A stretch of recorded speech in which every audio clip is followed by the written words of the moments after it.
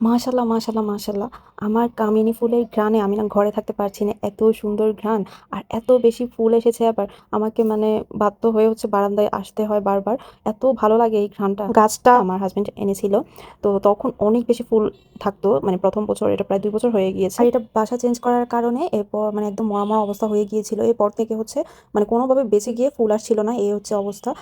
তারপর এই বছরের ১ম দিকে কয়েকটা ফুল এসে তারপর হচ্ছে ঝরে যাচ্ছে। কিছু মানে কামিনী ফুল এমনিতে বেশিক্ষণ থাকে না।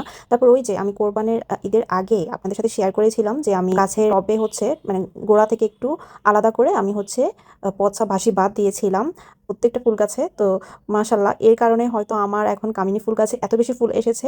আর শুধু এখন না, এর আগে আরও একবার এসেছে যখন কিনা আমি গ্রামের বাড়িতে ছিলাম। তো তখন হচ্ছে আমি না থাকার কারণে, পানি না দেওয়ার কারণে ফুল ফুটে তারপর হচ্ছে এগুলো ঝরে একদম মানে মরা, মরা অবস্থা হয়ে গেছে মানে ফুলগুলো আরকি। তো এ কারণে হচ্ছে আমি আর রেকর্ড করে বা আপনাদের সাথে শেয়ার করতে পারিনি। আর এছাড়াও আমার বেলি ফুলও কিন্তু ফুল এসেছে। তখনও কিন্তু বললাম আমি তো আমি গ্রামের বাড়িতে ছিলাম, যার কারণে রেকর্ড করতে পারিনি বা আপনাদের সাথে শেয়ার করতে পারিনি। এরপর আমি বেলি গাছটা হচ্ছে যেই ঢালে ফুল এসেছিল ওই ঢালটা ভালো করে কাটিং করে দেই প্রত্যেকটা ঢাল, যার কারণে আবারও নতুন করে ডাল বের হয়েছে। আর ইনশাল্লাহ অবশ্যই আরও বেশি ফুল হবে বেলি গাছেও। আর এছাড়াও আমার ২টা বাগান বিলাস গাছ আছে। তো ২টাতেই হচ্ছে এবছর ফুল এসে তারপর শেষ হয়ে গিয়েছে। তো আমি আসলে আশাই করিনি যে একটা গাছে আবারও ফুল আসবে। এই গাছটাতে হচ্ছে ২ বার ফুল এসেছিল। তো এখন ৩য় বারের মতো আবারও ফুল এসেছে। আমার মনে হচ্ছে যে ঈদের আগে যে আমি পচা বাসি ভাত দিয়েছিলাম ওইটার কারণে হচ্ছে এখন আমার গাছগুলোতে আবারও বেশি, বেশি ফুল আসছে। আর যেই গাছে এখন ফুল দেওয়ার কথা না ওইটাতে আবারও ফুল আসছে।